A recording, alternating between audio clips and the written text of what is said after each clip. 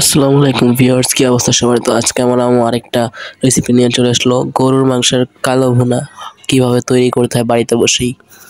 তো আপনারাও চাইলে বাড়িতে বসে ঘরোয়া মশলা দিয়ে তৈরি করে ফেলতে পারেন গরুর মাংসের কালো ভুনা। তো আমার আম্মু তার জন্য গরুর মাংসগুলো একটু কড়াইতে নামিয়ে নিল।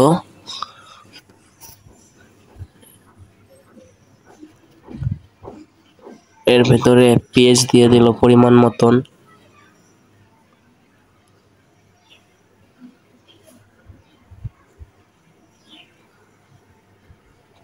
তারপরে আদা রসুন পরিমাণ মতন দিয়ে দিল আম্মু।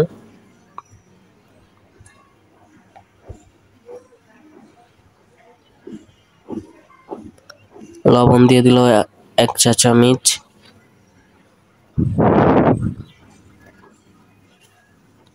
মরিচের গুঁড়ো দিয়ে দিল 1 চা চামচ। তারপর হলুদের গুঁড়ো 1 চা চামচ দিয়ে দিল আম্মু।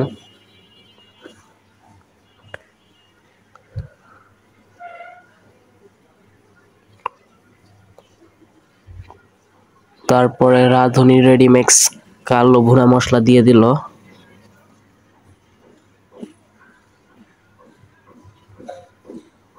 তারপর গোটা মশলা দিয়ে দিল 1 চা চামচ। দারচিনি এলাচি দিয়ে দিল পরিমাণ মতন।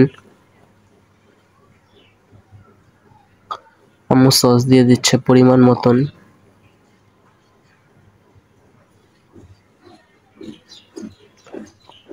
পেস্তার যে তেলগুলো অবশিষ্ট ছিল সেগুলো দিয়ে দিল আম্মু।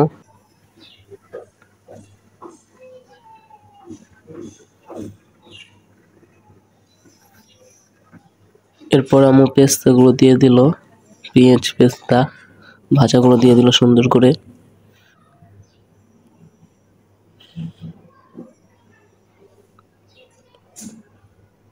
এরপর আম্মু হাত দিয়ে পুরোটাকে সুন্দরভাবে মেখে নিচ্ছে। অবশ্যই সুন্দরভাবে মাখতে হবে।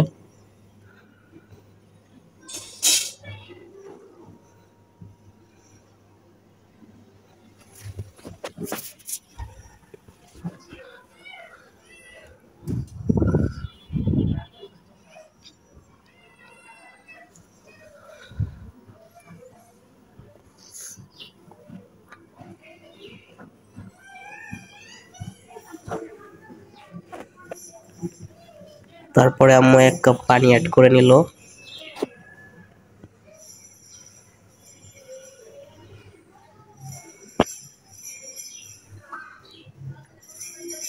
এরপরে আম্মু চুলাতে দিয়ে দিল রান্না হওয়ার জন্য। তারপরে আম্মু 10 থেকে 15 মিনিটের জন্য ঢাকনা দিয়ে ঢেকে দেবে।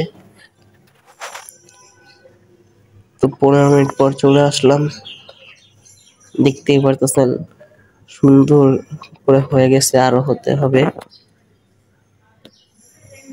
মাংসটা কষা কষা হয়ে এসেছে, দেখতেই পারতেছেন।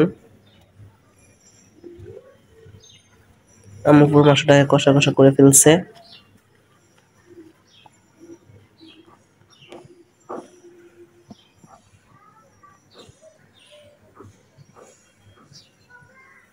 তারপর রাঁধুনি রেডিমিক্স মাংসের মশলার ভিতরে যে ছোট মশলাটা ছিল সেটা আম্মু দিয়ে দিচ্ছে।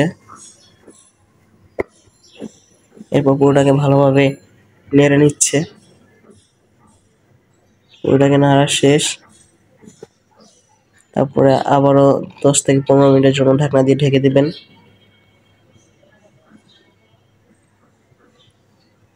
তো দেখুন 10 মিনিট পর কি সুন্দর কালার হয়েছে, আগের থেকে একটু ডিপ।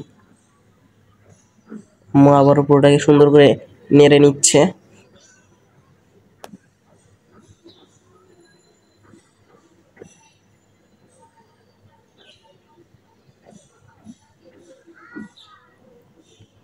আম্মু আবার 1 কাপ পরিমাণ পানি অ্যাড করে নিল।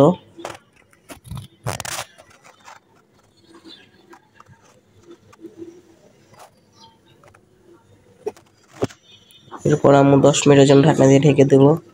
10 মিনিট পর উঠে নিল। দেখতেই পাচ্ছেন কালো ভুনা পুরো রেডি খাওয়ার জন্য।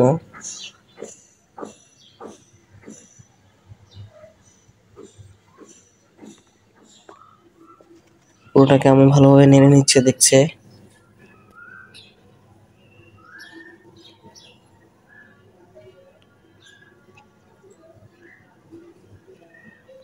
তো এবার পরিবেশন করার পালা।